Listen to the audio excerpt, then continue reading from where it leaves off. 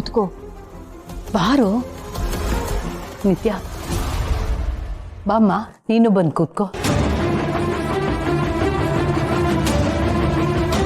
ಮಾಲ್ತಿ, ಮದುವೆಯಲ್ಲಂತೂ ಅವನ ಕೈ ಹಿಡಿದು ಯಾವ ಶಾಸ್ತ್ರನೂ ಮಾಡೋಕ್ಕೆ ಆಗಲಿಲ್ಲ. ಇದೇ ನಿಜವಾದ ಮದುವೆ ಅಂತ ಹೇಳಿ ಅವನ ಕೈ ಹಿಡಿದು ಕೂಡ್ಸು ಮಾಲ್ತಿ. ಕರ್ಣ ಬಾ ಕೂತ್ಕೋ. ಮಾಲ್ತಿ ಅವಳು ಕೂರ್ಸಮ್ಮ. ಬೇಗ ಕೂರಿಸಿ ಮುಹೂರ್ತ ಮೀರೋಗ್ತಾ ಇದೆ.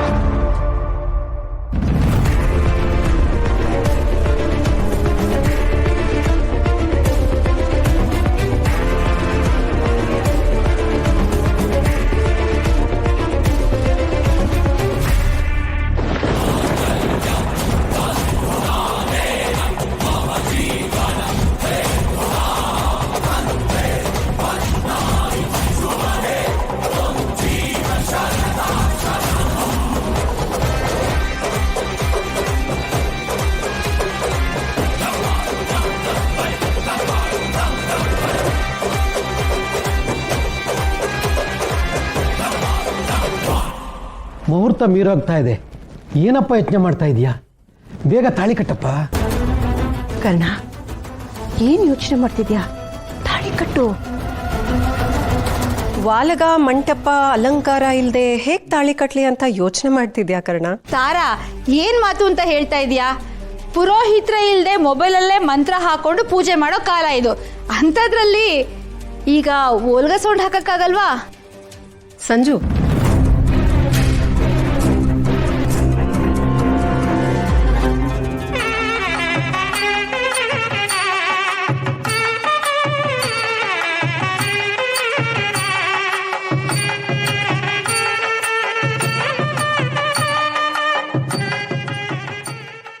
ಸರ್ವಮಂಗಳ ಮಾಂಗಲ್ಯೆ ಶಿವೆ ಸರ್ವಾರ್ಥ ಸಾಧಕೆ ಶರಣ್ಯೆ ತ್ರಯಂಬಿಕೆ ಗೌರಿ ನಾರಾಯಣಿ ನಮೋಸ್ತುತೆ.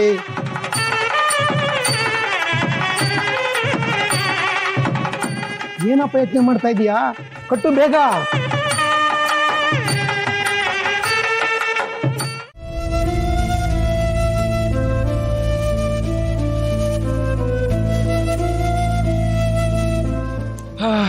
ಸದ್ಯ ದೊಡ್ಡ ಗಂಡಾಂತರ ತಪ್ಪಿತು. ದೇವ್ರಿಗೆ ಎಷ್ಟು ಥ್ಯಾಂಕ್ಸ್ ಹೇಳಿದ್ರು ಸಾಲದು. ನನಗೆ ಎಷ್ಟು ಟೆನ್ಷನ್ ಆಗಿತ್ತು ಗೊತ್ತಾ? ಹೌದಾ? ನನಗೆ ಹಾಗನ್ಸ್ಲಿಲ್ವಲ್ಲ. ನಗ್ನಗ್ತಾನೆ ಇದ್ರಿ. ಏನೇ ಆದ್ರೂ ನೀವು ಒಂದೇ ತರ ಇರ್ತೀರಾ. ನಾನು ಗಾಬರಿ ತೋರಿಸಿದ್ರೆ ನೀವು ಟೆನ್ಷನ್ ಆಗ್ತೀರಾ ಅಂತ ಎಷ್ಟೇ ಟೆನ್ಷನ್ ಆದ್ರೂ ಈ ನಗುವಿನ ಮುಖೋಡ ಹಾಕೊಂಡಿರ್ತೀನಿ. ಸರಿ, ಈಗ ಹೀಗೇನು ತಪ್ಪಿಸ್ಕೊಂಡ್ವಲ್ಲ? ಅಮ್ಮ ಅಮೇಝಿಂಗ್ ಅಲ್ವಾ? ತಪ್ಪಿಸ್ಕೊಂಡ್ವಿ ಹೌದು, ಆದ್ರೆ ಇನ್ನೂ ಮುಗ್ದಿಲ್ವಲ್ಲ. ಇಂಥ ಅಡ್ಡಿಗಳು ಮುಂದೆ ಎಷ್ಟೊಂದು ಬರ್ಬೋದು. ಆಗ ಹೇಗ್ ತಪ್ಪಿಸ್ಕೋತೀವಿ? ಸಿಕ್ಕಾಕೊಂಡ್ರೆ? ಅದೇನೋ ಗಾದೆ ಮಾತೇ ಇದೆಯಲ್ಲ, ಬೀಸದನ್ನೇ ತಪ್ಪಿಸ್ಕೊಂಡ್ರೆ ಸಾವಿರಾರು ವರ್ಷ ಆಯಸ್ಸು ಅಂತ. ಅದು ಮೂಲೆಯಲ್ಲಿರೋ ಮಡಿಕೆಗೆ ಹೊಂದುತ್ತೆ ಕಾರಣ. ಆದ್ರೆ ಇನ್ನೊಂದು ತಿಂಗಳಾದ್ರೆ ನನ್ನ ಸ್ಥಿತಿ ಇಡೀ ಜಗತ್ತಿಗೆ ಗೊತ್ತಾಗುತ್ತೆ. ಆಗ ಅದಾದಾಗ ನೋಡ್ಕೊಳ್ಳೋಣ. ನೋಡಿ, ನೀವು ಸ್ಟ್ರೆಸ್ ತಗೋಬೇಡಿ. ಅದು ನಿಮಗೂ ಒಳ್ಳೇದಲ್ಲ, ನಿಮ್ಮ ಮಗುಗೂ ಒಳ್ಳೇದಲ್ಲ. ನಿಮಗೆ ಗೊತ್ತಾಗ್ತಾ ಇಲ್ಲ. 5 ವರ್ಷ MBBS ಮಾಡಿ, 2 ವರ್ಷ MD ಮಾಡಿ, 3 ವರ್ಷ ಪ್ರಾಕ್ಟೀಸ್ ಮಾಡಿ, ಎಷ್ಟು ಡೆಲಿವರೀಸ್ ಮಾಡಿಸಿ, ಎಷ್ಟು C-ಸೆಕ್ಷನ್ ಮಾಡಿ, ಎಷ್ಟು ಕಾಂಪ್ಲಿಕೇಟೆಡ್ ಕೇಸ್ಗಳ ಹ್ಯಾಂಡಲ್ ಮಾಡಿದ್ದೀನಿ. ಎಲ್ಲರೂ ಸ್ಟ್ಯಾಟಿಸ್ಟಿಕ್ಸ್ ಕೊಡ್ಲಾ? ಇಂಥ ಹೊತ್ತಲ್ಲೂ ತಮಾಷೆ ಮಾಡ್ತಾ ಇದ್ದೀರಲ್ಲ. ಇದು ತಮಾಷೆ ಹೊತ್ತೆ. ರಿಲ್ಯಾಕ್ಸ್ ನಿತ್ಯ. ನೋಡಿ ನಿತ್ಯ ಅವರೇ, ಎಷ್ಟೇ ದೊಡ್ಡ ಕಷ್ಟ ಬರಲಿ, ನಿಮ್ಮ ಮೇಲೆ ಆಗಲಿ, ನಿಮ್ಮ ಮಗು ಮೇಲೆ ಆಗಲಿ, ಅದ್ರ ನರಳು ಬೀಳ್ದಿರೋ ಥರ ನಾನು ನೋಡ್ಕೋತೀನಿ. ಆ ನಂಬಿಕೆ ನನ್ನ ಮೇಲೆ ಇದ್ರೆ ನೀವು ನಗ್ನಗ್ತಾ ಇರಬೇಕು. ನಗ್ರಿ, ಹೀಗೆ ನಗ್ನಗ್ತಾ ಇರಿ. ಆರೋಗ್ಯವಾದಂಥ ಮಗು ನಿಮ್ಗಾಗುತ್ತೆ. ನನ್ಗಿನ್ನೂ ಇದನ್ನೆಲ್ಲ ಕಲ್ಪಿಸ್ಕೊಳಕ್ಕೂ ಆಗ್ತಿಲ್ಲ. ಕಲ್ಪನೆ ಏನೋ, ಇನ್ನು ಕೆಲವೇ ತಿಂಗಳಲ್ಲಿ ನಿಮ್ಮ ಕೈಲಿರುತ್ತೆ. ಇನ್ನು 2 ವಾರದಲ್ಲಿ ಮೂವ್ಮೆಂಟ್ ಆಗುತ್ತೆ. ಇದೊಂಥರ ಟ್ರೇಲರು, ಕಮಿಂಗ್ ಸೂನ್ ಅಂತ.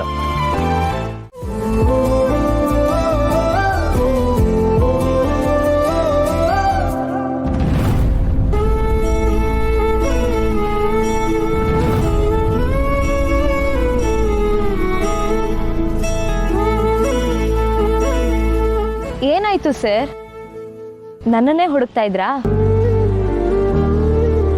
ಏನ್ ಸಮಾಚಾರ ಹೇಳಿ ಸರ್. ಸುಳ್ಳು ಹೇಳ್ದಷ್ಟು ಭಾರ ಆಗುತ್ತೆ, ಸತ್ಯ ಮುಚ್ಚಿಟ್ಟಷ್ಟು ಭಾರ ಆಗುತ್ತೆ. ಅದಕ್ಕೆ ನಿಜ ಅನ್ನಿಸ್ತಾ ಇದೆ. ನಿತ್ಯ ಹತ್ರ ನಾವು ಇನ್ನೂ ಮುಚ್ಚುಮರೆ ಮಾಡೋದ್ರಲ್ಲಿ ಅರ್ಥ ಇಲ್ಲ ನಿಧಿ. ಹೇಳ್ದೆ ಉಳಿದಿರೋ ಎಲ್ಲ ಸತ್ಯಗಳ್ನು ಅವ್ರ ಹತ್ರ ಹೇಳ್ಕೊಬಿಡೋಣ. ನಮ್ಮ ಮಧ್ಯ ಏನಿದೆ ಅಂತ ಅವ್ರಿಗೂ ಗೊತ್ತಾಗ್ಲಿ. ಸರ್ ಏನ್ ಹೇಳ್ತಾ ಇದ್ದೀರಾ? ಏನಾಗಿದೆ ನಿಮ್ಗೆ? ಸರಿಯಾಗಿ ಯೋಚಿಸೇ ಹೇಳ್ತಾ ಇದ್ದೀನಿ. ಇನ್ನು ಎಷ್ಟು ದಿನ ಅಂತ ಮುಚ್ಚಿಡೋದು? ಯಾವಾಗಲೂ ಒಂದಿನ ಸತ್ಯ ಗೊತ್ತಾಗ್ಲೇಬೇಕಲ್ವಾ?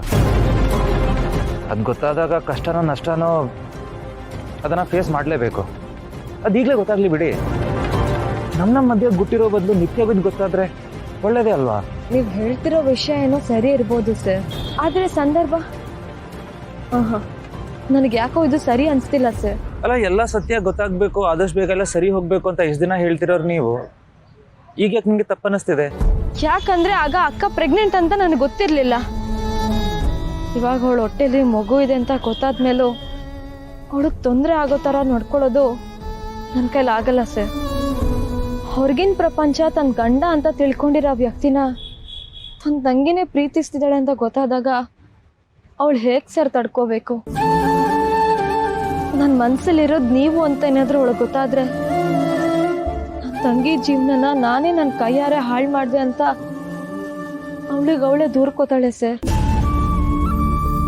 ಅಕ್ಕಂಗೆ ಆ ಕಷ್ಟ ಕೊಡೋದು ನನಗಿಷ್ಟ ಇಲ್ಲ.